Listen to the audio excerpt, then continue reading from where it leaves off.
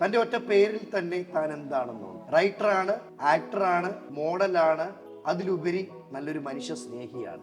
സ്വാഗതം ചെയ്യാം അമയ പ്രസാദ്. നമസ്കാരം. നമസ്കാരം. അമയുടെ സർജറികളെല്ലാം കഴിഞ്ഞതാണോ? അന്നെന്തൊക്കെ കളിയാക്കി പേരുകളാണ് വിളിച്ചിരുന്നത്? പെണ്ണാളൻ, കുണ്ടൻ, ഇങ്ങനെയൊക്കെ പല പേരുകളും പറയും. 9 ആണും പെണ്ണും കെട്ടത് എന്നൊക്കെ പറയാറുണ്ട്. നമ്മൾ ഇഷ്ടപ്പെടുന്ന ആൾക്കാരായിരിക്കും നമുക്ക് ഏറ്റവും കൂടുതൽ പാരയാകുന്നത്. നമ്മൾ എവിടെയാണോ ചവിട്ടി താഴ്ത്താൻ പറ്റുന്നത് അവിടെ താഴ്ത്തുക എന്നുള്ള രീതിയിൽ ആലോചിച്ച് നടക്കുന്ന ആൾക്കാരുണ്ട്. കേസ് കമ്മ്യൂണിറ്റിക്ക് അകത്ത് തന്നെയുണ്ട്.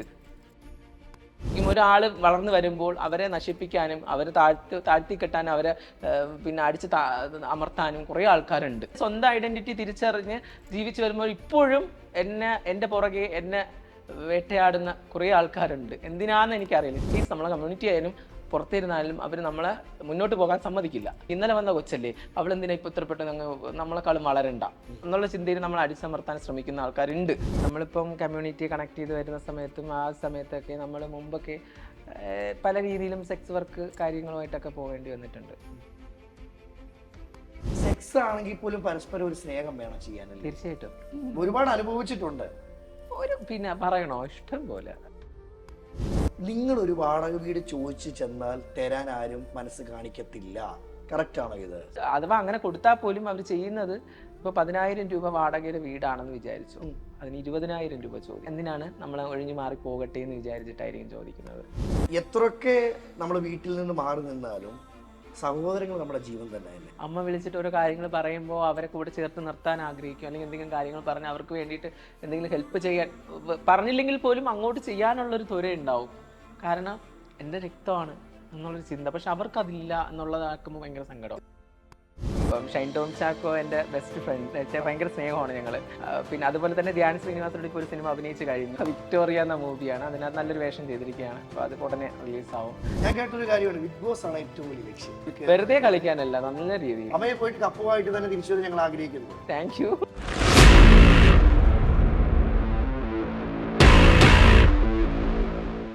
Hey, it's me Ajin Varghese. Let's welcome to our show Chat with Ajin. ഇന്നിനോടൊപ്പം ഉള്ളത് തൻ്റെ ഒറ്റ പേരിൽ തന്നെ താൻ എന്താണെന്നുണ്ട്. റൈറ്ററാണ്, ആക്ടറാണ്, മോഡലാണ്, അതിലുപരി നല്ലൊരു മനുഷ്യ സ്നേഹിയാണ്. സ്വാഗതം ചെയ്യാം അമയ പ്രസാദ്. നമസ്കാരം. നമസ്കാരം. എന്തുകൊണ്ട് വിശേഷമൊക്കെ? നല്ല വിശേഷം. എൻ്റെ ഏറ്റവും ഫ്രണ്ടും കൂടിയാണ് കേട്ടോ, അടുത്ത ഫ്രണ്ടും കൂടിയാണ്. അതെ, ഒത്തിരി തീർച്ചയായും സന്തോഷം. കാരണം അമ്മയെ പരിചയപ്പെടുന്ന നാൾ മുതൽ ഇന്ന് വരെ നോക്കുമ്പം സൗന്ദര്യം വർദ്ധിക്കുന്നതല്ലാതെ മനസ്സന്നും ഇന്ന് ഒരുപോലെ തന്നെ. തീർച്ചയായിട്ടും സൗന്ദര്യം വർദ്ധിച്ചുകൊണ്ടേയിരിക്കും. അതിനൊരു മാറ്റവും ഇല്ല. ഒരു മാറ്റമില്ല. സൗന്ദര്യം ഞാൻ ഇതൊന്നും പോരാ, ഇനിയും കൂട്ടണം എന്ന് ആഗ്രഹിച്ച് നടക്കുന്ന ഒരാളാണ്. ഇവിടം വരെയൊക്കെ എത്തിയില്ലേ? ഇതുവരെ എത്തി. ഈ ഒരു എത്തിനിൽപ്പില് ലൈഫിൽ പുറകോട്ട് തിരിഞ്ഞു നോക്കുമ്പോൾ ഒരുപാട് കരഞ്ഞിട്ടുണ്ട്, സങ്കടങ്ങളുണ്ട്. ഇപ്പോൾ അതൊന്നും ഓർക്കാൻ ആഗ്രഹിക്കുന്നില്ല. ഇപ്പോൾ സന്തോഷമായിട്ട് ജീവിക്കുന്നില്ലേ? ഓർക്കാറുണ്ട്, ഒറ്റയ്ക്ക് ഇരിക്കുമ്പോൾ ഓർക്കാറുണ്ട്. മറ്റുള്ളവരുടെ താരം പറയണ്ടേ, നമ്മൾ ഒറ്റയ്ക്ക് വീട്ടിലിരിക്കുമ്പോൾ നമുക്ക് ഓർക്കാൻ പറ്റും. ഓർത്താലേ മാത്രമേ നമുക്ക് മുന്നോട്ട് വളരാൻ പറ്റത്തുള്ളൂ. തീർച്ചയായിട്ടും നമ്മുടെ സങ്കടങ്ങൾ മറ്റുള്ളവർ അറിഞ്ഞിട്ടും കാര്യമില്ല. ചിരിക്കുകയല്ല, അതല്ലേ? ചിരിക്കുക പരിഹാസവും ഒക്കെ അല്ലേ. എന്തിനാണ് മറ്റുള്ളവരോട് പറഞ്ഞ് നമ്മൾ ഇതാണെന്നൊക്കെ പറഞ്ഞു നടന്നിട്ട് ഒരു കാര്യമില്ല. നമ്മൾ സ്വയമേ മനസ്സിലാക്കി ജീവിക്കുക എന്നതാണ്. ഈ അമയപ്രസാദിൽ എനിക്ക് ഏറ്റവും ഇഷ്ടപ്പെട്ട ഒരു കാര്യം, ഇപ്പൊ എന്റെ ഫേസ് ആളുകൾ തിരിച്ചറിയുന്നുണ്ട്, പക്ഷെ പേരും ഫേസും ഒരേപോലെ അമ്മയിൽ അറിയുന്നുണ്ടല്ലേ. അതൊരു ഭാഗ്യമായിട്ട് കാണുന്നു. അതൊരു ഭാഗ്യമായിട്ട് കാണുന്നു. കാരണം നമ്മൾ ഒരുപാട് പേരുടെ സംസാരിക്കും, അറിയാവുന്ന ഫ്രണ്ട്സിനെ കാണും, അല്ലെങ്കിൽ അറിഞ്ഞുകൂടാത്തവരെ കാണും. മിനിഞ്ഞാന്ന് തന്നെ അറിഞ്ഞുകൂടാത്ത ഒരാളെ കണ്ടപ്പോൾ നോർമലി ഒരാൾ ആ ഒരു രീതിയിൽ തന്നെ സംസാരിച്ചിട്ടുണ്ട്. പേര് ചോദിച്ചപ്പോൾ അമയപ്രസാദ് ഇത് ഇയാളാണല്ലേ എന്നറിയാമെന്ന് പറഞ്ഞാൽ ഭയങ്കര ഒരു സന്തോഷമായിരുന്നു. ഭാഗ്യമാണ്. തീർച്ചയായും അമ്മയുടെ ലൈഫില് പ്രസാദിൽ നിന്ന് അമ്മയിലോട്ടുള്ള ഒരു യാത്ര ദൂരം ദൈർഘ്യം എത്ര നാളായിരുന്നു? 8 വർഷം. 8 വർഷം. ആ തുടക്ക സമയം മുതലൊന്ന് പങ്കുവെക്കാമോ? തുടക്ക സമയം എന്ന് പറയാൻ, വീട്ടിൽ നിന്നൊക്കെ ഇറങ്ങിയതിന് ശേഷം നമുക്ക് ആരെങ്കിലുമൊക്കെ സപ്പോർട്ട് ചെയ്യാൻ ആൾക്കാർ വേണം. അപ്പോൾ ആ സമയത്തൊക്കെ അമ്മയൊക്കെ ഭയങ്കര സപ്പോർട്ട്, കമ്മ്യൂണിറ്റി എന്താണെന്ന് പറഞ്ഞ് കമ്മ്യൂണിറ്റിയുമായിട്ട് കണക്റ്റായി. ഒരു പക്ഷെ ഇന്ന് ട്രാൻസ് കമ്മ്യൂണിറ്റിയിലെ ആളുകളെ ചേർത്ത് പിടിക്കുന്ന സംഘടനകളുണ്ട്. ഒരു പക്ഷെ അമ്മയുടെ ഒക്കെ തുടക്ക സമയത്ത് ആരും ഇല്ലായിരുന്നു, റെയറൊക്കെ ആയിരുന്നു അല്ലേ? തീർച്ചയായിട്ടും. അപ്പൊ ഈ സ്കൂൾ കാലഘട്ടം മുതലാണെങ്കിലും സ്വന്തം വീട്ടിൽ നിന്നാണെങ്കിലും ഇതിൽ തുടക്കം എങ്ങനെയായിരുന്നു? ഞാൻ ഒരു പുരുഷനല്ല, ഞാൻ ഒരു സ്ത്രീയാണ്, എനിക്ക് സ്ത്രീയിലോട്ട് മാറണം എന്ന തോന്നൽ വന്നത് മുതൽ പറഞ്ഞു. സ്ത്രീയിലേക്ക് മാറണമെന്നുള്ളത് ഫാമിലി ഒരുപാട് കാര്യങ്ങളൊക്കെ ഒരുപാട് ഇഷ്യൂസ് ഒക്കെ ഉണ്ടായിട്ടുണ്ടായിരുന്നു. അതൊക്കെ തരണം ചെയ്ത് വന്നതിന് ശേഷം അപ്പോഴും കുട്ടിക്കാലം മുതൽക്കേ നമ്മൾ അങ്ങനെ തന്നെയാണല്ലോ, ഒരു പെൺകുട്ടിയാണെന്നുള്ള മൈൻഡിൽ തന്നെയാണ് മുന്നോട്ട് പോകുന്നത്. അപ്പം അത് മെയിനായിട്ട് നമ്മളല്ലാന്ന് മനസ്സിലാക്കുന്നത് ആൾക്കാരുടെ പരിഹാസം കാണുമ്പോഴാണ്, സമൂഹത്തിൽ നിന്ന്. ഒരുപാട് പരിഹസിച്ചിട്ടുണ്ട് ആളുകൾ. ഇഷ്ടം പോലെ ഞങ്ങൾ പണ്ട് ട്യൂഷൻ പഠിപ്പിക്കാനൊക്കെ പോകുമായിരുന്നു. അപ്പോൾ പഠിച്ചുകൊണ്ടിരിക്കുന്ന സമയത്ത് ട്യൂഷൻ പഠിപ്പിക്കാനൊക്കെ പോകുന്ന സമയത്ത് അതാ പോകുന്നു എന്നൊക്കെ പറഞ്ഞ് ഞങ്ങൾ കേട്ടിട്ടുണ്ട്. ഒരുപാട് പ്രാവശ്യം കേൾക്കേണ്ടി വന്നിട്ടുണ്ട്. അന്ന് എന്തൊക്കെ കളിയാക്കി പേരുകളാണ് വിളിച്ചിരുന്നത്? അന്ന് വിളിച്ചത് എന്തുവാ, ചാന്തുപൊട്ട് സിനിമ ഇറങ്ങിയതിനു ശേഷം ചാന്തുപൊട്ടിനെ അങ്ങ് ഏറ്റെടുത്തു. അതിനു മുമ്പേ പല പേരുകളും ഉണ്ടായിട്ടുണ്ട്. അറിയായിരിക്കുമല്ലോ. പറഞ്ഞോ? എന്താ പറയുക, പെണ്ണാളൻ, കുണ്ടൻ, ഇങ്ങനെയൊക്കെ പല പേരുകളും പറയും. 9, ആണും പെണ്ണും കെട്ടത് എന്നൊക്കെ പറയാറുണ്ട്. ഇതെല്ലാം കേട്ടിട്ടുണ്ട്. ഒരുപാട് കേട്ടിട്ടുണ്ട്. അപ്പൊ അവിടെ നിന്നെല്ലാം എങ്ങനെ തരണം ചെയ്തു ജീവിതത്തിൽ? മെയിനായിട്ട് അപ്പോഴത്തെ കാലത്ത് നമുക്ക് പെൺകുട്ടിയായി ജീവിക്കണം എന്നുള്ള ചിന്തയൊക്കെ നമ്മളെ കമ്മ്യൂണിറ്റി അത്രയും ഒരു സ്ട്രോങ് ആയി തുടങ്ങിയപ്പോഴാണ് നമുക്ക് അങ്ങനെ ഒരു ചിന്ത മനസ്സിൽ വന്നത് തന്നെ. അതിന് മുന്നേ വീട്ടിലുള്ളപ്പം തന്നെ വീട്ടിലുള്ളവർ പരിഹസിച്ചിട്ടുണ്ടോ? ബന്ധുക്കളൊക്കെ പരിഹസിച്ചിട്ടുള്ളവരുണ്ട്.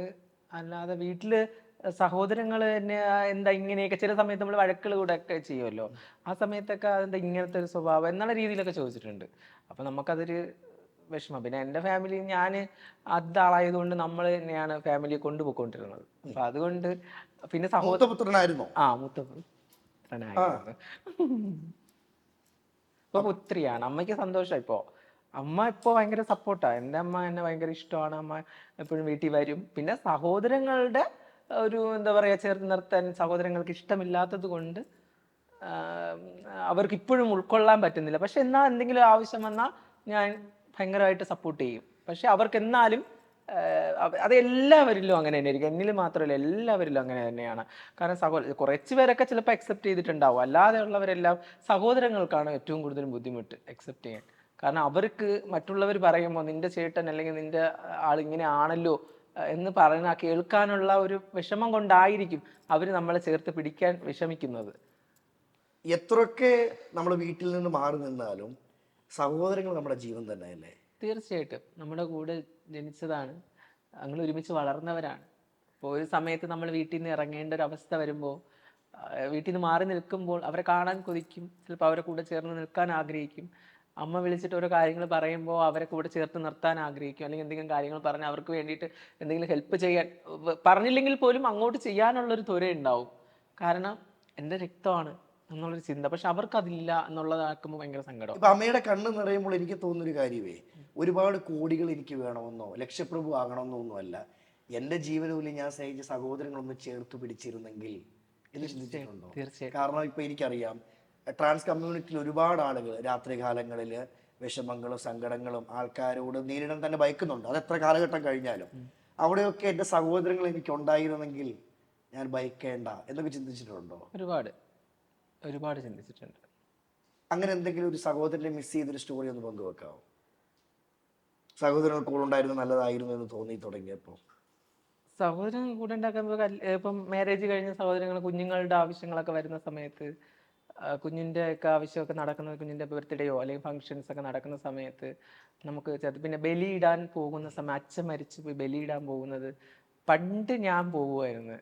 പിന്നീട് ഇപ്പം ബ്രദറാണ് പോകുന്നത്. അപ്പോൾ ആ സമയത്ത് ഞങ്ങൾ ഉണ്ടായിരുന്ന സമയത്ത് ഞങ്ങൾ എല്ലാവരും ഒരുമിച്ചാണ് വീട്ടിൽ ഓണം ഒക്കെ വരുമ്പോൾ ഒരുമിച്ച് ആഘോഷിക്കും. ഞാൻ ഉണ്ടായിരുന്ന സമയത്തൊക്കെയും ഞങ്ങൾ അങ്ങനെയാണ് ജീവിച്ചത്. നമ്മൾ ഒരുമിച്ചിരുന്ന് സദ്യ കഴിക്കുക, എല്ലാവരും ഒരുപോലെ ഡ്രസ്സ് വേണം. ഇപ്പോൾ അത് പറ്റില്ലല്ലോ. ഒറ്റയ്ക്ക് അത് കമ്മ്യൂണിറ്റിയിൽ എന്തെങ്കിലും ഫ്രണ്ട്സ് ഉണ്ട് അല്ലെങ്കിൽ അമ്മയുണ്ട്, അവരുമായിട്ട് കണക്ട് ചെയ്തിട്ട് അവിടെയാണ് ആഘോഷിക്കുന്നത്, കമ്മ്യൂണിറ്റിയുമായി ബന്ധപ്പെട്ട്. അപ്പം അങ്ങനെയൊക്കെ വരുമ്പോൾ ഒരുപാട് മിസ്സിങ് ഉണ്ടാവും. എന്നാലും സഹോദരനെ എപ്പോഴെങ്കിലും ഒക്കെ കാണണം അല്ലെങ്കിൽ എനിക്ക് സംസാരിക്കണമെന്ന് തോന്നിയത് അമ്മയോട് പറഞ്ഞിട്ടുണ്ടോ? അപ്പൊ അവിടുന്ന് കിട്ടിയ മറുപടികൾ എന്തൊക്കെയായിരുന്നു? അമ്മയെ വിളിക്കുമ്പോൾ തന്നെ അമ്മ പറയുന്നത്, ആ സഹോദരനടുത്തുണ്ട്, അടുത്തുണ്ട്, വേണ്ട ഇപ്പം സംസാരിക്കണ്ട, പിന്നെ വിളിക്കാം എന്നുള്ള രീതിയിലൊക്കെ സംസാരിക്കാം. അപ്പം ഭയങ്കര വിഷമം. ഞാൻ ചോദിക്കും അമ്മയുടെ അടുത്ത്, അമ്മ എന്തിനാ പേടിക്കുന്നത്? ആരെയാ പേടിക്കുന്നത്? എന്തിനാ പേടിക്കുന്നതെന്ന് എന്ത് പറഞ്ഞാലും അമ്മയ്ക്ക് ഇപ്പം ഇഷ്ടമല്ലേ, ചേർത്തില്ല. അമ്മയ്ക്ക് പേടിയാ അവരെന്തെങ്കിലും പറയൂ. ഈ മദ്യപിച്ച് കഴിയുന്ന സമയത്തൊക്കെ മദ്യപിക്കുമല്ലോ, എല്ലാവരും മദ്യപിക്കും. ആ സമയത്ത് ഉണ്ടാവുന്ന പ്രശ്നങ്ങളെ ചിലപ്പോൾ അത് തരണം ചെയ്യാൻ പറ്റില്ലായിരിക്കും അമ്മയ്ക്ക്. അതുകൊണ്ട് അമ്മ ഒഴിഞ്ഞു മാറുകയാണ് ചെയ്യുന്നത്. നമുക്കിപ്പോഴും പല കാര്യങ്ങളിൽ നിന്നും മാറ്റി നിർത്തുകയാണ് ചെയ്യുന്നത് ഇപ്പോൾ. ഈ ആരൊക്കെ തള്ളിക്കളഞ്ഞാൽ ഉപേക്ഷിച്ചാലും പെറ്റമ്മയല്ലേ, അവർക്ക് മറക്കാൻ പറ്റത്തില്ല. അതിന് ഈ ലോകത്ത് എന്തൊക്കെ നടന്നെന്ന് പറഞ്ഞാൽ എന്തൊക്കെ മാറ്റി നിർത്താലും നമുക്ക് മാറ്റി വെക്കാൻ പറ്റാത്തതൊന്നും നമ്മുടെ ജനിപ്പിച്ച അമ്മമാർ തന്നെയാണ്. എല്ലാവരുടെയും കാര്യം അങ്ങനെ തന്നെയാണ്. അമ്മ എന്ന് പറയുന്നത് അത് വലുത് തന്നെയാണ്, ലോകമാണ്. ഈ ഒരുപാട് ചിരിപ്പിക്കുന്ന ആളുകളുടെ ഉള്ളിൽ ഭയങ്കര വിഷമമുണ്ട്. ഇപ്പൊ അമ്മയാണെങ്കിൽ പോലും നമ്മൾ ക്യാമറയ്ക്ക് മുന്നിൽ അല്ലെ ക്യാമറയ്ക്ക് പിന്നിലാണെങ്കിലും ഏറ്റവും കൂടുതൽ ചിരിപ്പിച്ച് അല്ലെ തൻ്റെ വിഷമങ്ങൾ ഉള്ളിൽ വെച്ച് അത് മറന്ന് മറ്റുള്ളവർ ചിരിപ്പിക്കുന്ന ഒരു വ്യക്തിയാണ്. അതെ. ഇതൊക്കെ എങ്ങനെ സാധിക്കുന്നു അമ്മേ? എൻ്റെ ഏറ്റവും വലിയ ആഗ്രഹമാണ് നമ്മളെപ്പോഴും ചിരിച്ചുകൊണ്ടിരിക്കുക. എല്ലാവരും പറയും എപ്പോഴും ചിരിച്ച മുഖമാണ്. ഭയങ്കര വിഷമമുള്ളപ്പോൾ നമ്മൾ വിഷമിച്ചല്ലേ പറ്റുള്ളൂ. പക്ഷെ എന്നാലും ആരുടെ മുന്നിലും നമ്മൾ അങ്ങനെ വിഷമമാണ്, സങ്കടപ്പെട്ട് അങ്ങനെ ആൾക്കാരുടെ മുമ്പിൽ അങ്ങനെയാണെന്ന് പറഞ്ഞു ഇപ്പം നമുക്ക് ഭയങ്കര ബുദ്ധിമുട്ടുകളായിരിക്കും. സാമ്പത്തികമായിട്ടായിരുന്നാലും പല കാര്യങ്ങളിലും ബുദ്ധിമുട്ട് അനുഭവിക്കുന്നുണ്ടാവും. പക്ഷെ ആ സമയത്ത് പോലും നമ്മളൊന്നും നമുക്കില്ല, നമ്മളെല്ലാം ഓക്കെയാണ് എന്നുള്ള രീതിയിൽ ചിരിച്ചുകൊണ്ട് അത് നേരിടുക എന്നുള്ളതാണ് എൻ്റെ ഏറ്റവും വലിയ ഇഷ്ടം. അമ്മയെ 1 രൂപ പോലും കയ്യിലില്ലാതിരുന്ന ദിവസങ്ങൾ ഉണ്ടായിട്ടുണ്ടോ? ഉണ്ടായിട്ടുണ്ട്. ഒരാഹാരം കഴിക്കാൻ കൊതിച്ച ദിവസങ്ങൾ ഉണ്ടായിട്ടുണ്ടോ? ഉണ്ടായിട്ടുണ്ട്, ഒരുപാട്. അവിടെ നിന്നൊക്കെ എങ്ങനെ തരണം ചെയ്തേ? അവിടെ നിന്ന് തരണം ചെയ്താന്ന് വെച്ച് കഴിഞ്ഞാൽ നമ്മളിപ്പം കമ്മ്യൂണിറ്റി കണക്ട് ചെയ്ത് വരുന്ന സമയത്തും ആ സമയത്തൊക്കെ നമ്മൾ മുമ്പൊക്കെ പല രീതിയിലും സെക്സ് വർക്ക് കാര്യങ്ങളുമായിട്ടൊക്കെ പോകേണ്ടി വന്നിട്ടുണ്ട്. ഈ കൂട്ടുകാർ ഒരുപാട് നമുക്കുണ്ടല്ലേ, പക്ഷെ പാരവെപ്പ്, പുറകിൽ നിന്ന് തമ്മിൽ തല്ലിക്കല്. അതെ അതെ അതെ അതെ, തീർച്ചയായിട്ടും. അമ്മയെ ഒരിക്കലും എൻ്റെ ലൈഫിൽ എന്നെ ചതിക്കത്തില്ല എന്ന് പറഞ്ഞ് ചതിച്ച സൗഹൃദങ്ങൾ ഉണ്ടായിട്ടുണ്ടോ? നമ്മൾ ഏറ്റവും കൂടുതൽ ചേർത്ത് വെക്കുകയും നമ്മളെ കൂടെയുള്ളവരെ മനസ്സിലാക്കി കൂടെ ചേർത്ത് വെക്കുന്ന സൗഹൃദങ്ങൾ ഉണ്ടായിട്ടുണ്ട്. അതിൻ്റെ കാര്യം കൂടെ പറഞ്ഞുതരാം. ഉണ്ടായിട്ടെന്ന് വെച്ച് കഴിഞ്ഞാൽ നമ്മൾ ചിലപ്പോൾ നമ്മൾ ഇഷ്ടപ്പെടുന്ന ആൾക്കാരായിരിക്കും നമുക്ക് ഏറ്റവും കൂടുതലും പാരയാകുന്നത്. ഏറ്റവും കൂടുതൽ നമ്മൾ മനസ്സിലാക്കി അല്ലെങ്കിൽ നമ്മൾ ചേർത്ത് നിർത്തി അല്ലെങ്കിൽ നമ്മൾ ഇതായിട്ട് നിൽക്കുക എന്ന് പറഞ്ഞാൽ എൻ്റെ കൺസെപ്റ്റ്, നമ്മൾ വേറൊരാൾ എൻ്റെ കൂടെയുള്ള ഒരാൾ രക്ഷപ്പെടണമെങ്കിൽ അവർ വലിയ നിലയിൽ എത്തണമെങ്കിൽ നന്നായി വരട്ടെ എന്ന് ആഗ്രഹിക്കുന്ന ഒരാളാണ് ഞാൻ. പക്ഷെ ചിലവർ അങ്ങനെ അല്ല എന്ന് ചില അനുഭവങ്ങളിലൂടെ എനിക്ക് മനസ്സിലായി. നമ്മളെവിടെയാണോ ചവിട്ടി താഴ്ത്താൻ പറ്റുന്നത് അവിടെ താഴ്ത്തുക എന്നുള്ള രീതിയിൽ ആലോചിച്ച് നടക്കുന്ന ആൾക്കാരുണ്ട്. ഇൻ കേസ് കമ്മ്യൂണിറ്റിക്ക് അകത്ത് തന്നെയുണ്ട്. നമ്മളെ എങ്ങനെയെങ്കിലും നമ്മൾ ഉയർന്നു വരുന്നത് ഇഷ്ടമില്ലാതെ, നമ്മൾ മുന്നോട്ട് പോകുന്നത് ഇഷ്ടമില്ലാതെ, അത് നമ്മൾ അപ്പോൾ അവർ ചിന്തിക്കേണ്ട ഒരു കാര്യമുള്ളൂ, എത്രമാത്രം കഷ്ടപ്പെട്ടിട്ടായിരിക്കും ഒരാൾ മുന്നോട്ട് വരാൻ ആകുന്നത്, അത്രമായി സ്ട്രഗിൾ ചെയ്യുന്നത്, അല്ലെങ്കിൽ അത്രമാത്രം നമ്മൾ കഷ്ടപ്പെടുന്നുണ്ട്. ഒരു കാര്യം ചെയ്യണമെങ്കിൽ അതിന് എന്തെല്ലാം കാര്യങ്ങൾ ചെയ്താലും പുറകിൽ എന്തെല്ലാം വിഷമങ്ങൾ ഉണ്ടാവും എന്നറിയാവോ? ഒരുപാട് വിഷമഘട്ടങ്ങൾ തരണം ചെയ്തായിരിക്കും ഒന്ന് നമ്മൾ പ്രസന്റ് ആവുന്നത്, ഒരു കാര്യത്തിൽ നമ്മൾ വിൻ ചെയ്യുന്നത്. ആ വിൻ ചെയ്യാൻ എടുക്കുന്ന ഒരു സമയമുണ്ട്, അത് ആർക്കും മനസ്സിലാവില്ല. നേടി, അവിടെ കിട്ടി, ഞാൻ സിനിമയിൽ അഭിനയിച്ചു, ഞാൻ അങ്ങനെ ചെയ്തു ഇങ്ങനെ ചെയ്തു എന്ന് പറയാൻ എളുപ്പം എല്ലാവർക്കും. പക്ഷെ അതിൻ്റെ പുറകിലുള്ള കഷ്ടപ്പാട് എന്താണെന്ന് എനിക്ക് മാത്രമേ അറിയാവൂ, എന്നെ മനസ്സിലാവുന്നവർക്ക് മാത്രമേ അറിയാവൂ. പക്ഷെ അതിനിടയിൽ പാര വയ്ക്കുന്നവരും ഒരു പ്രശ്നങ്ങൾ ഉണ്ടാക്കുന്നവരും ഒക്കെ ഉണ്ട്. ഇപ്പൊ അമ്മയെ ഉള്ളൂ. അമ്മയെ എപ്പോഴും അമ്മയെ മാത്രമാണ്. പക്ഷേ എൻ്റെ കൂടെ എനിക്കൊരു അമ്മയുണ്ട്. ഇപ്പോൾ എന്ത് കാര്യത്തിനും കമ്മ്യൂണിറ്റിയിൽ നിന്ന് തന്നെ ഒരു അമ്മയുണ്ട് സപ്പോർട്ട് ചെയ്യാനും പല കാര്യങ്ങളും. നമ്മൾ എന്ത് വിഷമം ഉണ്ടെങ്കിലും എനിക്ക് തുറന്ന് പറയാനും. ഏറ്റവും കൂടുതൽ ഞാൻ തുറന്ന് പറയാൻ എൻ്റെ ഭഗവാന്റെ അടുത്ത്. ഞാനൊരു ട്രസ്റ്റിൽ മെമ്പറാണ്. അപ്പോൾ ആ ട്രസ്റ്റിൽ ഒരു 11 പേര് ബോർഡ് അടങ്ങുന്ന ഒരു ട്രസ്റ്റിലെ മെമ്പറാണ് ഞാൻ. അപ്പോൾ മഹാലിംഗ ഘോഷയാത്ര എന്ന് പറഞ്ഞ ട്രസ്റ്റ് ട്രിവാൻഡ്രത്ത് കൈമനത്തുള്ള ട്രസ്റ്റിലെ മെമ്പറാണ്. ആ ട്രസ്റ്റിൽ എന്ത് കാര്യം ഉണ്ടെങ്കിലും അവർ എനിക്ക് പല കാര്യങ്ങൾക്ക് സപ്പോർട്ട് ചെയ്യും, കൂടെ നിൽക്കുകയും ഒക്കെ ചെയ്യുന്നുണ്ട്. അതോടൊപ്പം എൻ്റെ അമ്മയുണ്ട്, രേവതി അമ്മ. അമ്മ എപ്പോഴും എന്ത് കാര്യം ഉണ്ടെങ്കിലും ഞാൻ തുറന്നു പറയും അമ്മയുടെ അടുത്ത്. എല്ലാ കാര്യങ്ങളും എന്ത് പ്രയാസമൊക്കെ, നമ്മൾ സന്തോഷം മാത്രമല്ലല്ലോ, നമ്മളിപ്പോൾ എന്ത് പ്രോഗ്രാം വന്നാലോ, സിനിമയുടെ ആവശ്യം വന്നാലോ, എന്ത് പ്രോഗ്രാമിന് പോയിരുന്നാലും കൂടെ വരുന്ന അമ്മ വരും. ഇപ്പോൾ എല്ലാത്തിനും വരുന്നുണ്ട്. പക്ഷെ എനിക്ക് എന്തെങ്കിലും വിഷമം ഉണ്ടാകുമ്പോഴും വലിയ പ്രശ്നങ്ങൾ ഇഷ്യൂസ് ഉണ്ടാകുന്ന സമയത്തും നമ്മൾ ഒന്ന് അണച്ചു പിടിച്ച് ചേർത്ത് നിർത്തി ഒന്ന് ആശ്വസിപ്പിക്കാൻ ഒരാളുണ്ടെങ്കിൽ അത് തന്നെയാണ് ഏറ്റവും വലിയ. തീർച്ചയായിട്ടും അവിടെ ഈ പറയുന്ന സൗഹൃദങ്ങളൊന്നും കാണത്തില്ല. എല്ലാവർക്കും ഓരോരോ കാര്യമേ ഉള്ളല്ലേ. തീർച്ചയായിട്ടും അത് തിരിച്ചറിഞ്ഞ് അമ്മയെ മനസ്സിലാക്കേണ്ട ഒരു കാര്യം, ഇന്ന് ട്രാൻസ് കമ്മ്യൂണിറ്റിയിലാണെങ്കിൽ പോലും ആളുകൾ തിരിച്ചറിയുന്നവരെ ചുരുക്കം ആളുകളേ ഉള്ളൂ. അതെ അതെ. അവിടെ അമയ പ്രസാദ് എന്ന് പറയുന്ന വ്യക്തിയെ ആളുകൾ അറിഞ്ഞിട്ടുണ്ടെങ്കിൽ ഒരുപാട് കഷ്ടപ്പെട്ടിട്ടുണ്ട്. തീർച്ചയായിട്ടും ഒരുപാട് കഷ്ടപ്പെട്ടിട്ടുണ്ട്. അപ്പോൾ ഞാൻ നോക്കുമ്പോൾ എല്ലാ മേഖലയിലും സജീവമാണ്. ഞാൻ ഓർക്കുമായിരുന്നു കേട്ടോ, ഈ പണ്ടൊക്കെ പുച്ഛിച്ച് തള്ളിയവര് ഇന്ന് കൈ അടിക്കുന്നുണ്ടല്ലേ. തീർച്ചയായിട്ടും അത് ഭയങ്കര അതൊരു അഭിമാനം തന്നെയാണ്. കാരണം ഞാൻ പഠിച്ച സ്കൂളിൽ എന്നെ ഗസ്റ്റ് ആയിട്ട് വിളിച്ചു. പിന്നെ അതുപോലെ തന്നെ പ്രോഗ്രാം ഓരോ റെസിഡൻസ് അസോസിയേഷൻസിലൊക്കെ എല്ലാ പ്രോഗ്രാമിലും വിളിക്കുന്നുണ്ട്. എന്നെ തള്ളിപ്പറഞ്ഞ ആൾക്കാർ എന്നെ കാണാൻ കൊതിക്കുന്നു, എന്നെ കൂടെ ചേർത്ത് നിർത്തി ഫോട്ടോ എടുക്കുന്നു. എൻ്റെ ബന്ധുക്കൾ, അയ്യോ എൻ്റെ അമ്മ പറഞ്ഞ മക്കൾ നിന്നെ ഓർത്ത് എനിക്കിപ്പോൾ അഭിമാനം തോന്നുന്നു. കാരണം അമ്മയുടെ അടുത്ത് പല ആൾക്കാരും പറയുന്നുണ്ട് അമ്മയോട്, നിങ്ങളുടെ മോള് എങ്ങനെയോ പോട്ടെ, പക്ഷെ അവൻ നല്ല നിലയിൽ നിൽക്കുന്നു, സോഷ്യൽ മീഡിയയിലൊക്കെ അത്ര സജീവമായി, ഇത് അതിലുണ്ട് ഇതിലുണ്ട് എന്നൊക്കെ പറയുന്നതിന് അമ്മ ഒന്ന് ഓരോ പ്രാവശ്യം ഓരോന്നിനും വിളിച്ച് പറയും. കാരണം സമൂഹം ഇങ്ങനെ പറയുന്നു എന്ന് കേൾക്കുമ്പോൾ അതൊന്നും അല്ല, എനിക്ക് ഇനിയും അതിൽ മുകളിലോട്ട് പോകണമെന്ന് ആഗ്രഹിക്കുന്നതും അത് മെയിനായിട്ടുള്ള കാരണങ്ങൾ കുറേ ഇതൊക്കെ തന്നെയാണ്.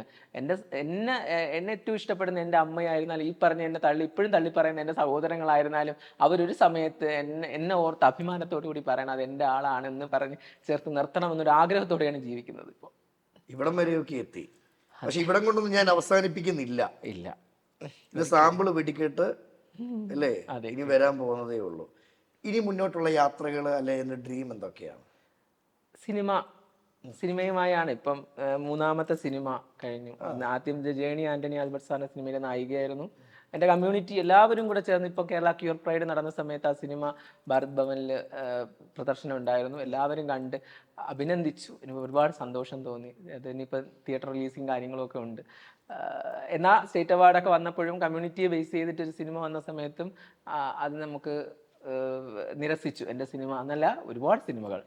അമ്മയ, നിങ്ങളുടെ കമ്മ്യൂണിറ്റിയിലെ ആളുകൾ മാത്രം ഒരു സിനിമയിൽ അഭിനയിക്കുമ്പോഴും അല്ല നിങ്ങളൊരു സിനിമ ചെയ്യുമ്പോഴും ഈ സ്റ്റേറ്റ് അവാർഡ് നിങ്ങളിലേക്ക് മാത്രം നിരസിക്കാൻ ഉണ്ടാകുന്ന കാരണം എന്തോ ചിന്തിച്ചിട്ടുണ്ടോ? ചിന്തിച്ചിട്ടില്ല. അതിൽ എന്താണ് അവർ ഓർത്തെടുക്കുന്ന പ്രൊസീജിയേഴ്സ് എന്താണെന്നൊക്കെ എനിക്കറിയില്ല. ഇപ്പോൾ ഒരു സർക്കാർ ഇരിക്കുന്ന സമയത്ത് അവർ ചെയ്യുന്ന കാര്യങ്ങളാണ്. അപ്പോൾ ഒരു ബെസ്റ്റ് ട്രാൻസ്ജെൻഡർ വിഭാഗത്തിന് വേണ്ടി ഒരു ട്രാൻസ് അവാർഡ് വച്ചിട്ട് ആ അവാർഡ് ഒരു സ്ത്രീക്ക് കൊടുക്കുമ്പോൾ ഉണ്ടാകുന്ന വേദന അത് ഭയങ്കരം തന്നെയായിരുന്നു. ഈ കഴിഞ്ഞ വർഷം 15ഓളം സിനിമ എന്തുണ്ടായിരുന്നു സ്റ്റേറ്റ് അവാർഡിന്. അതിൽ 3-4 സിനിമകൾ ഫൈനൽ വരെ വന്ന് എന്തൊക്കെ ആയെന്ന് പറഞ്ഞു. എനിക്ക് അതിനെക്കുറിച്ച് അറിയില്ല, എൻ്റെ കൂടുതൽ ഡീറ്റെയിൽ അതിനകത്തുള്ളതെന്നും എനിക്കറിയില്ല. പക്ഷെ എന്നാൽ പോലും എൻ്റെ സിനിമ അതിനകത്ത് ഉണ്ടായിരുന്നു. അല്ലാതെ തന്നെ കുറേ സിനിമകളുണ്ട്. ഇപ്പോൾ അഞ്ജലി അമീറിൻ്റെ സിനിമ ഉണ്ടായിരുന്നു, പിന്നെ നീതി എന്ന് പറഞ്ഞ രമ്യ സുരേഷ് എന്ന കുട്ടിയുടെ രമ്യയുടെ സിനിമ ഉണ്ടായിരുന്നു. അങ്ങനെ കുറേ സിനിമകൾ ഉണ്ടായിട്ട് പോലും അതിനകത്ത് ട്രാൻസ് വ്യക്തികൾ ഒരുപാട് പേര് അഭിനയിച്ചിട്ടുണ്ട്. ഇപ്പൊ എനിക്ക് തന്നില്ല എന്നാണ് ഞാൻ പരാതി പറയുന്നതല്ല, അല്ലെങ്കിൽ അത് മാത്രമല്ല. അമ്മ ഇപ്പൊ ചൂണ്ടിക്കാണിക്കുന്നത് അമ്മയ്ക്ക് തരാത്തന്നെ അല്ല, അമ്മയെ പോലെ ഈ കമ്മ്യൂണിറ്റിയിലുള്ള ആർക്കും കിട്ടിയിട്ടില്ല, അല്ലെ അങ്ങനെ ഒരു വെച്ചിട്ടില്ല. 3 വർഷം മുൻപേ ഒരു കുട്ടിക്ക് കിട്ടി. അത് നമ്മുടെ അന്തരം എന്ന് പറഞ്ഞ സിനിമയില് തമിഴ്നാട്ടിലെ നേഹ എന്ന് പറഞ്ഞ കുട്ടിക്ക് സ്റ്റേറ്റ് അവാർഡ് കിട്ടി. ആദ്യമായി കേരള സ്റ്റേറ്റ് അവാർഡ് കിട്ടിയ ട്രാൻസ്ജെൻഡർ വനിതയാണ് നേഹ. അത് കഴിഞ്ഞതിന് ശേഷം 2 പ്രാവശ്യവും അതിന് മുന്നേ കഴിഞ്ഞ വർഷം പിന്നെ അതേഴ്സ് എന്നൊരു സിനിമയിൽ നമ്മുടെ റിയായിഷ അഭിനയിച്ച സിനിമയ്ക്ക് പോലും കൊടുത്തില്ല. അവൾ ഭയങ്കര വിവാദമാക്കിയിരുന്നു ഭയങ്കരമായിട്ട്. അത് കഴിഞ്ഞ ശേഷം ഈ കഴിഞ്ഞ വർഷം 2023 സിനിമ വന്നപ്പോഴും ഒരുപാട് സിനിമ ഉണ്ടായിരുന്നിട്ടും എൻ്റെ സിനിമ പോലും ഉണ്ടായിട്ട് പോലും ആ സിനിമകളൊക്കെ മാറ്റി വെച്ചിട്ട് നിരസിക്കുന്നതിന് കാരണം എന്താണ് അറിയില്ല. അത് അവർ തന്നെ പറയട്ടെ എന്താണെന്ന്. നമുക്ക് എങ്ങനെ അറിയാം? അവർക്കെല്ലാം അറിയാവൂ. അതിനൊരു മറുപടി വേണ്ട. ശരിക്കും തീർച്ചയായിട്ടും വേണം, ഉറപ്പായിട്ടും വേണം. കാരണം ഞങ്ങൾ എല്ലാവരും കൂടെ ചേർന്നിട്ട് പറഞ്ഞെന്ന് പറഞ്ഞാൽ പോലും സർക്കാർ ചിലപ്പോൾ പല കാര്യങ്ങളും തീരുമാനം എടുത്താൽ നമുക്കതിന് ഉത്തരം തരണമെന്നില്ല. പിന്നെ എന്തെങ്കിലും പറയുമ്പോൾ സിനിമകൾ ഇല്ലാത്തത് കൊണ്ടായിരിക്കും ട്രാൻസ്ജെൻഡർ ഓർ സ്ത്രീ അല്ലെ ബാർ സ്ത്രീ എന്ന് പറഞ്ഞു കൊടുത്തിരിക്കുന്നത്. അതിന്റെ ആവശ്യമില്ല. അങ്ങനെ ഒരു വിഭാഗം വെക്കുമ്പോൾ സ്ത്രീകൾക്ക് അവാർഡ് കിട്ടും. ഞങ്ങൾ ഇപ്പം അപ്പൊ ചോദിക്കും നിങ്ങൾ സ്ത്രീ അല്ലേ എന്ന് ചോദിക്കാം. ഞങ്ങൾ ട്രാൻസ്ജെൻഡേഴ്സ് ആണ്. ട്രാൻസ്ജെൻഡേഴ്സിൻ്റെതായ ഓരോ കാര്യങ്ങളുണ്ട്. അതിനൊരു എല്ലായിടവും സംവരണങ്ങൾ വന്ന് ഇപ്പം പല കാര്യങ്ങളും തരുന്നുണ്ട്. പക്ഷെ ഇപ്പൊ ഈ ഒരു മേഖലയിൽ നിൽക്കുമ്പോൾ അങ്ങനെയുള്ള സിനിമകൾ ഉണ്ടെങ്കിൽ അതിനകത്ത് പല കാര്യങ്ങളില്ലേ. ഇപ്പം ആക്ട്രസ് ആയിട്ടിരിക്കുന്നവർക്ക് തന്നെ അവാർഡ് കൊടുക്കണമെന്നില്ല, ഞാൻ പറയുന്നില്ല.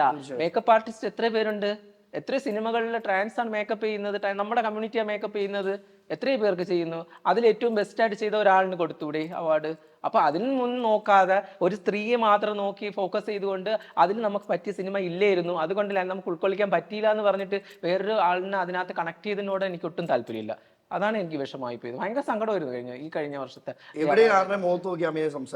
തീർച്ചയായിട്ടും സംസാരിക്കും. ഈ ഒരു ധൈര്യം എവിടുന്നാ വന്നേ? അത് നമ്മുടെ ജീവിതമാണല്ലോ, ധൈര്യം വരിക എന്നുള്ളത്.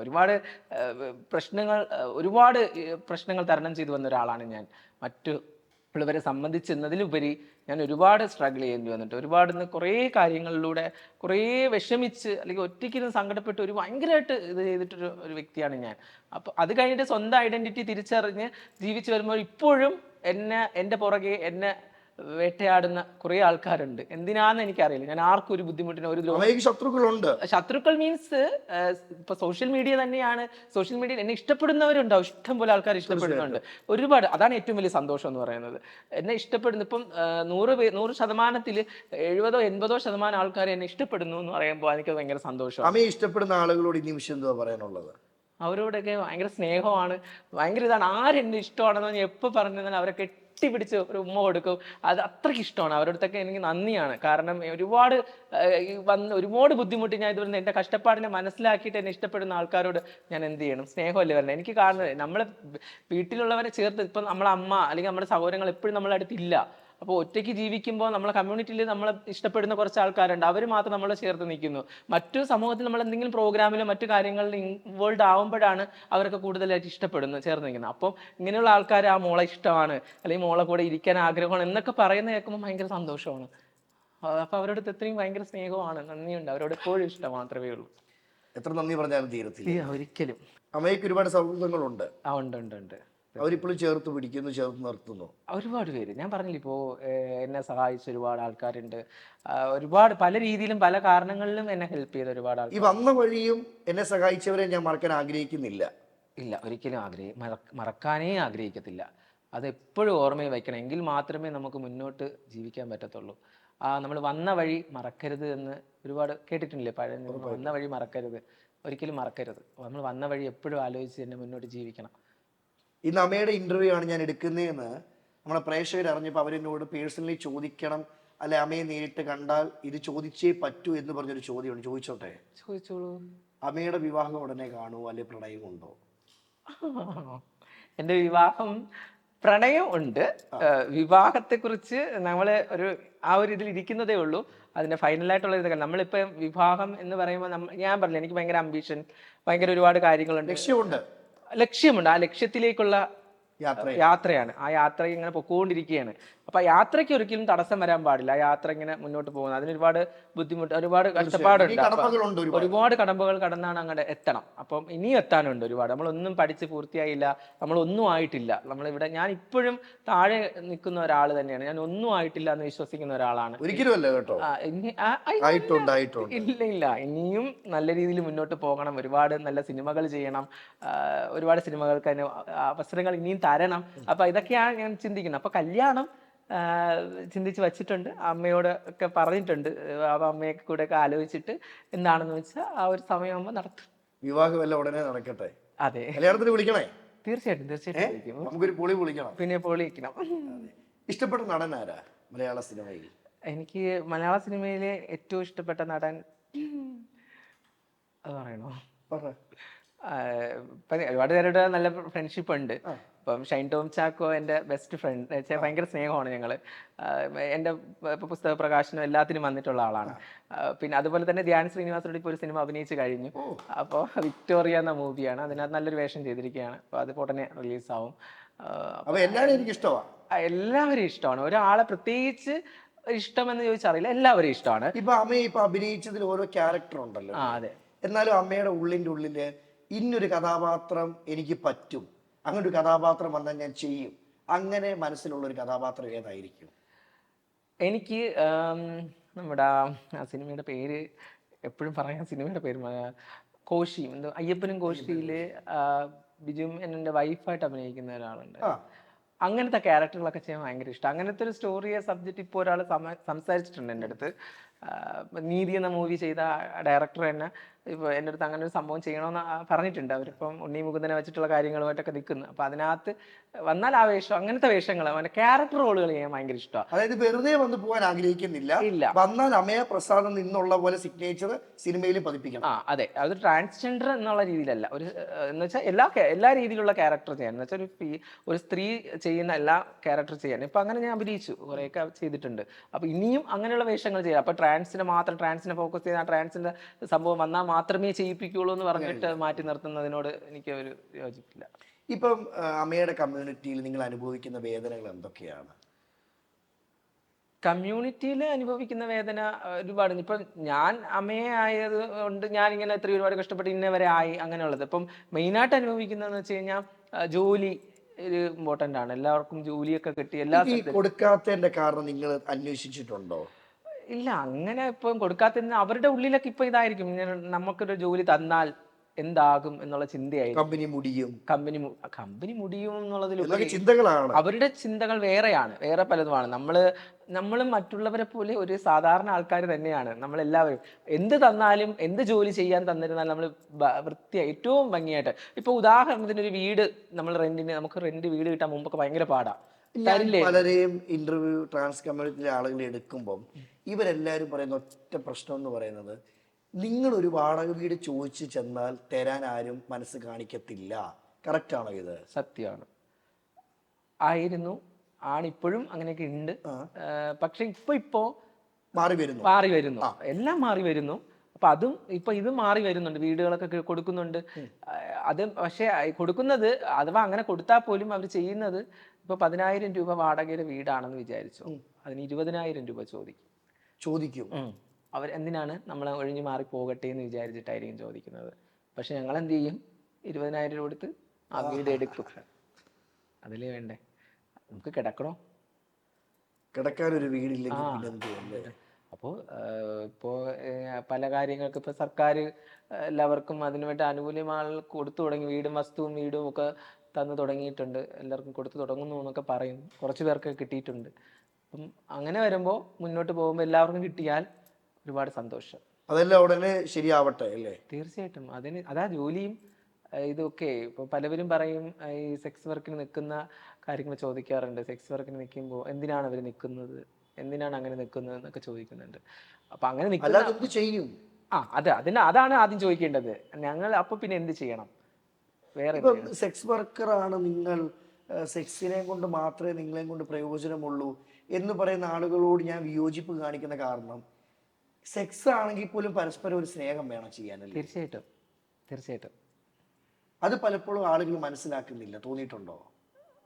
പിന്നെയല്ലേ, തീർച്ചയായിട്ടും തോന്നിയിട്ടുണ്ട്. ഒരുപാട് അനുഭവിച്ചിട്ടുണ്ട്. പിന്നെ പറയണോ? ഇഷ്ടം പോലെ അനുഭവം. ഒരു മനുഷ്യനായി ജനിച്ചിട്ട് ആ ആളിന്റെ സ്വത്വത്തിൽ ജീവിക്കാൻ വേണ്ടി, ആ ആളായി ജീവിക്കണം, നന്നായി ജീവിക്കണം എന്ന് ആഗ്രഹിച്ച് മുന്നോട്ട് പോകുമ്പോൾ, അത് മറ്റുള്ളവർ കാണുന്ന ഓപ്പോസിറ്റിരിക്കുന്ന ആൾക്കാർ ചിന്തിക്കേണ്ടത്, നമ്മൾ അവരെന്തെങ്കിലും ദ്രോഹം ചെയ്യാൻ പോകുന്നുണ്ടോ, ബുദ്ധിമുട്ടിക്കാൻ പോകുന്നുണ്ടോ? ഒന്നിനും പോകുന്നില്ല. നമ്മളായി ജീവിക്കാൻ വേണ്ടി ശ്രമിക്കുകയാണ്, തുഴയുകയാണെന്ന് പറയാം. നമ്മളൊരു വെള്ളത്തിൽ കയറിയോ തുഴഞ്ഞാൽ മാത്രമേ അക്കരയിൽ എത്താൻ പറ്റത്തുള്ളൂ. അക്കരെ എത്തണമെങ്കിൽ തുഴഞ്ഞ് പോകണം. ആ തത്രപ്പാടിലാണ് നമ്മൾ മുന്നോട്ട് പോയിക്കൊണ്ടിരിക്കുന്നത്. അതിനിടയിൽ എന്തൊക്കെ കേൾക്കണം, എന്തെല്ലാം പറയുന്നതെന്ന് വെച്ച് കഴിഞ്ഞാൽ ഒരുപാട് പ്രശ്നങ്ങളാണ്. അതൊക്കെ തരണം ചെയ്ത് മുന്നോട്ട് പോകുന്നുണ്ട്. അതാണ് നേരത്തെ ചോദിച്ചത്, ആ ധൈര്യം എവിടെ നിന്ന് കിട്ടി? ഈ ധൈര്യമാണ് നമുക്ക് കിട്ടുന്നത്. ഒന്നും മൈൻഡ് ചെയ്യാറില്ല. ഞാനിതൊക്കെ പറയുന്ന കേട്ടാലും അത് അവിടെ കിടന്ന് പറയട്ടെ, ഒന്നും കേൾക്കില്ല. ആ പറഞ്ഞവരെ കൊണ്ട് അങ്ങനെയല്ല ഇങ്ങനെയാണെന്ന് പറയിപ്പിക്കാനുള്ള ഒരു ത്വരയായിരിക്കും പിന്നീട് എൻ്റെ ഉള്ളിൽ കിടന്ന് അലട്ടുന്നത്. ഞാൻ അമയപ്രസാദിന്റെ കൂട്ടുകാരിൽ നിന്ന് കേട്ടൊരു കാര്യം, ഒരാള് വഴക്ക് പറഞ്ഞ്, ഒരാള് കളിയാക്കി, അവർക്കപ്പം മറുപടി കൊടുക്കാതെ തിരിച്ച് മുന്നോട്ടുള്ള യാത്രയിൽ വിജയം കൈവരിച്ചതിന് ശേഷമുള്ള മറുപടിയാണ്. അതൊന്നും മാത്രമല്ല, എന്ത് കാര്യവും ഇപ്പം കമ്മ്യൂണിറ്റി എന്നായിരുന്നാലും അല്ലാതെ ഫ്രണ്ട്സ് വേറെ രീതിയിൽ എങ്ങനെ എന്നെ വിഷമിപ്പിക്കുക, അങ്ങനെ ഇപ്പം നമ്മൾ നല്ലത് തന്നെ ചെയ്യണമെന്നില്ലല്ലോ. വിഷമിപ്പിക്കുന്ന ആൾക്കാർ ഇഷ്ടം പോലെ ഉണ്ട്. അവരെടുത്തും ഞാൻ അപ്പം പ്രതികരിക്കുന്നില്ല. പക്ഷെ എല്ലാത്തിനും ഒരു സമയവും. ഞാൻ ദൈവത്തെ ഭയങ്കരമായി വിശ്വസിക്കുന്ന ഒരാളാണ്. വിശ്വസിക്കുന്നുണ്ട്. ചിലവർ വിശ്വസിക്കില്ലായിരിക്കും, ഞാൻ വിശ്വസിക്കുന്നുണ്ട്. ഞാൻ ആറ്റുകാല്, നമുക്ക് ട്രിവാൻഡ്രത്ത് ഏറ്റവും വലിയ ദേവീക്ഷേത്രമാണ് ആറ്റുകാൽ അമ്മയാണ്. അവിടെ എല്ലാ കാര്യങ്ങളും പറയും. പിന്നെ ഇപ്പം മഹാദേവൻ, ഞാൻ നേരത്തെ പറഞ്ഞ ട്രസ്റ്റിലെ മെമ്പറാണ്. അത് ഇത്രയും വലിയൊരു ട്രസ്റ്റിലെ ഒരു മെമ്പർ, 11 പേരിൽ ഒരു ട്രാൻസ്ജെൻഡർ ആദ്യമായി ഇന്ത്യയിലെന്ന് തന്നെ പറയാം അങ്ങനെ ഒരു ട്രസ്റ്റിൽ മെമ്പറായിട്ടിരിക്കുന്നു. അത് ഞാൻ മരിച്ചാൽ പോലും ഞാൻ മുൻകൂട്ടി പല കാര്യങ്ങളും ചെയ്തു വെക്കുകയാണ്. ഞാൻ മരിച്ചാൽ പോലും എൻ്റെ ഭസ്മം അത് ഭഗവാനിൽ അർപ്പിക്കാൻ വേണ്ടി എഴുതി കൊടുത്ത് ആ ട്രസ്റ്റിനെല്ലാം അർപ്പിച്ചിരിക്കുകയാണ്. ഒരു സമയം വരെ ജീവിച്ച്, നമ്മൾ എപ്പോഴും എത്ര കാലം വരെ ജീവിക്കുമെന്ന് ഒരിക്കലും പറയാൻ പറ്റില്ല. ആ ജീവിച്ച് കഴിയുന്ന ആ ഒരു സമയം കഴിയുമ്പോൾ നമ്മൾ അനാഥരാവരുത്. അതിനു വേണ്ടിയിട്ട് ഞാൻ അവിടുമായി ബന്ധപ്പെടുമെന്നും ആ ഒരു സെക്ഷനിലേക്ക് എത്തിപ്പെടുമെന്നും ഞാൻ നേരത്തെ കൂട്ടി അവിടെ വാക്ക് കൊടുത്തിട്ടുള്ളതാണ്. കാരണം എനിക്ക് അങ്ങനെ ജീവിച്ചാൽ, ഭക്തി മാർഗത്തിലൂടെ ജീവിച്ചാൽ അവസാനം നമുക്ക് അവിടെ ഭഗവാനിൽ ജീവിക്കാമല്ലോ, അവിടെ നിൽക്കാമല്ലോ, ആരെയും വേദനിപ്പിക്കണ്ട. ഞാൻ അപ്പോഴും ചിന്തിക്കും, എന്തെങ്കിലും ഒരു വിഷമം വന്നാൽ, എന്തെങ്കിലും പ്രശ്നങ്ങൾ വരുന്ന സമയത്ത് ഞാൻ ചിന്തിക്കും, എപ്പോഴായാലും ഞാൻ ഇവിടെ ഇരിക്കും, അവിടെ തന്നെ ഉണ്ടാവും. അങ്ങനെയെങ്കിലും അവിടെ തന്നെയെങ്കിലും എനിക്ക് സമാധാനമായിട്ട് പോയിരിക്കാം.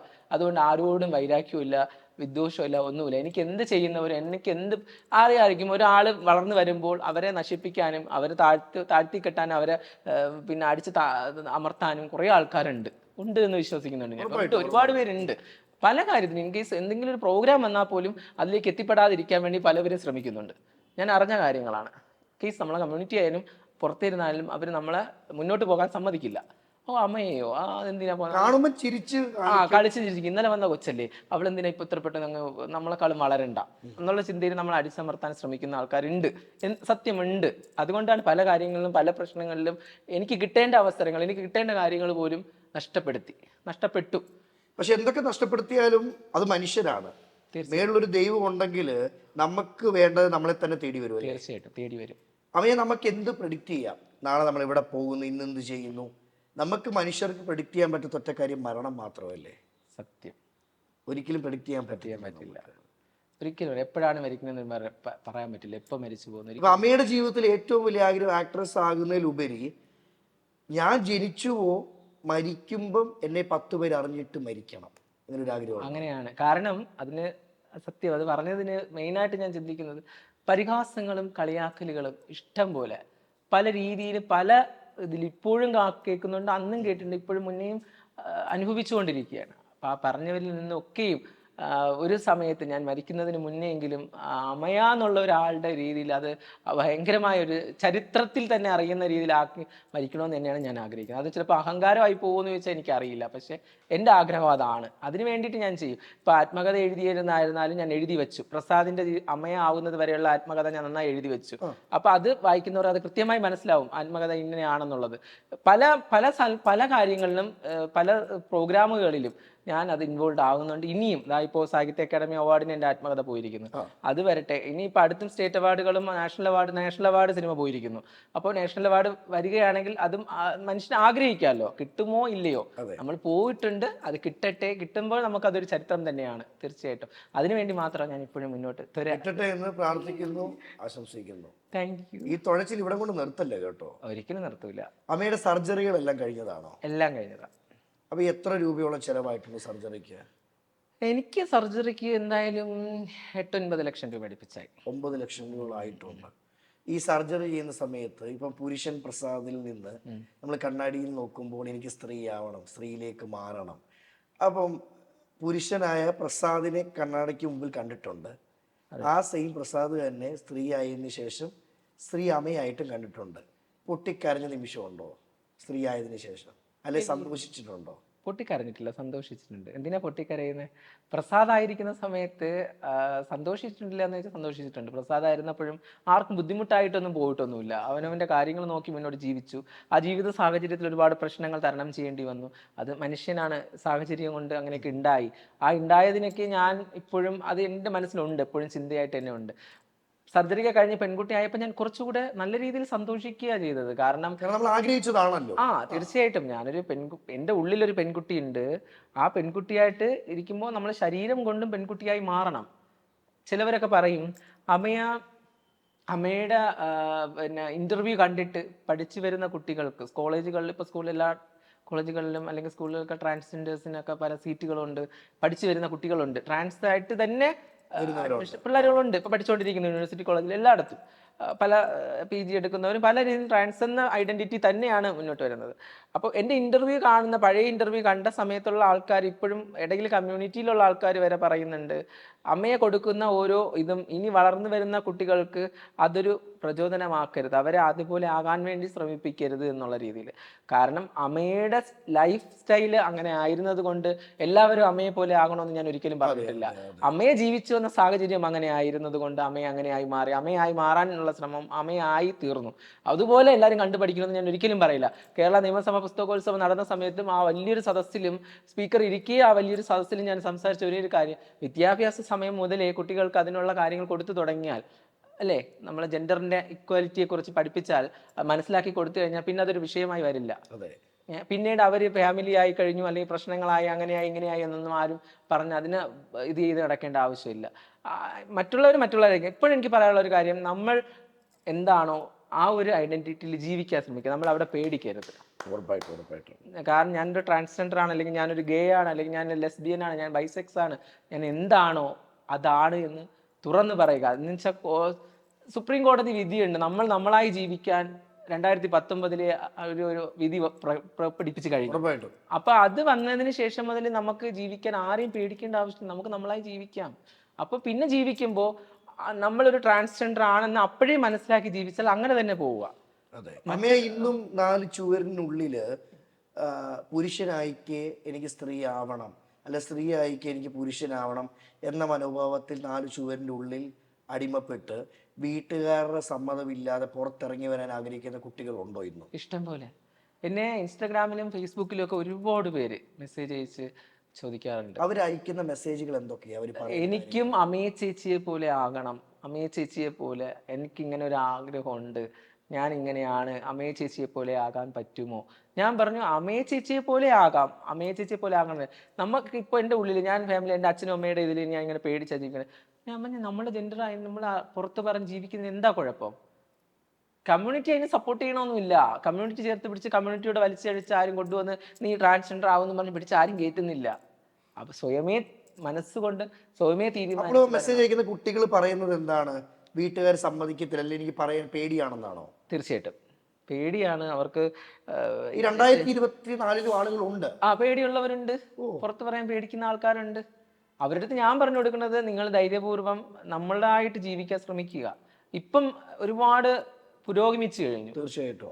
പക്ഷെ അമ്മയുടെ തുടക്ക സമയത്ത് ഇത്രയും പുരോഗമനം ഇല്ലായിരുന്നു. തുടക്ക സമയത്തൊന്നും അല്ല, എനിക്ക് മുന്നേ വന്നവർ ഒരുപാട് സ്ട്രഗിൾ ചെയ്തിട്ടുണ്ട്. ഇപ്പം മുന്നേ വന്ന ആൾക്കാർ ഒരുപാട് പേരുണ്ട്. അവരൊക്കെ ഭയങ്കരമായിട്ട് അടിയും ഇടിയും ഭയങ്കരമായി പ്രശ്നങ്ങളൊക്കെ ഉണ്ടാക്കി ഒളിച്ചു നടന്ന ഇഷ്യൂസ് ഉണ്ടായതുകൊണ്ട്, അത് കഴിഞ്ഞപ്പോൾ ഒരു കാലഘട്ടത്തിൽ പിന്നെ വന്നപ്പോൾ അത് കുറച്ച് മാറി തുടങ്ങി. ഇപ്പം കുറച്ചുകൂടെ മാറി. ഇപ്പോൾ പറഞ്ഞ ഒരു 60% ആൾക്കാരൊക്കെ മാറിയിട്ടുണ്ട്. 60 ആയിട്ടുള്ളൂ, ഒരു 40% ഇനിയും മാറാനുണ്ട്. അതൊക്കെ കൂടെ ഒന്ന് മാറി കിട്ടിയാൽ മൊത്തത്തിൽ എല്ലാവർക്കും പിന്നെ ഇപ്പോഴും എൻ്റെ വീട്ടിലൊരു ട്രാൻസ്ജെൻഡർ ആണെന്ന് പറഞ്ഞിട്ട് നാണം ചിരിക്കുന്ന ആൾക്കാർ എന്തിനാ അങ്ങനെ പേടിക്കുന്നത്? എന്തിനാ?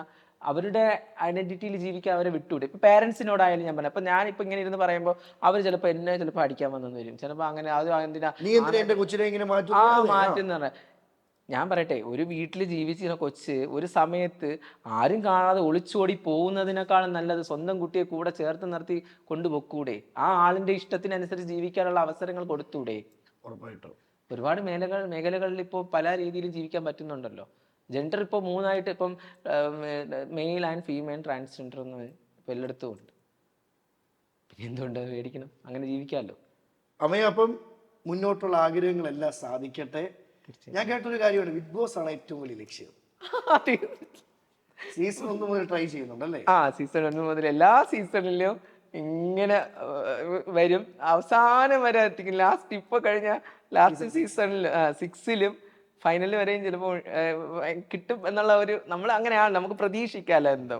ഇപ്പൊ 7ലും അതുപോലെ പ്രതീക്ഷിക്കുന്നു, കിട്ടും. അതെല്ലാം ബാക്കി ദൈവത്തിന്റെ കയ്യില്. അപ്പൊ ഞാനും എന്റെ സീരിയൽ ടുഡേ എന്ന ടീം അനുകരിക്കുവാണ്. Thank you. Season 7 Amaya Prasad എന്ന കണ്ടസ്റ്റന്റ് കാണട്ടെ. ഇപ്പം ആളുകൾ അറിഞ്ഞതിനേക്കാൾ ബിഗ് ബോസിൽ വെറുതെ കളിക്കാനല്ല, നല്ല രീതിയിൽ ഉറപ്പായിട്ട് ലോകം അറിയട്ടെ. അതെ, അമയെ പോയിട്ട് കപ്പുമായിട്ട് തന്നെ തിരിച്ചു വരാൻ ഞങ്ങൾ ആഗ്രഹിക്കുന്നു. Thank you. മുന്നോട്ടുള്ള യാത്രയിൽ എല്ലാവിധ ആശംസകളും നേർന്നുകൊണ്ട് താങ്ക് യു.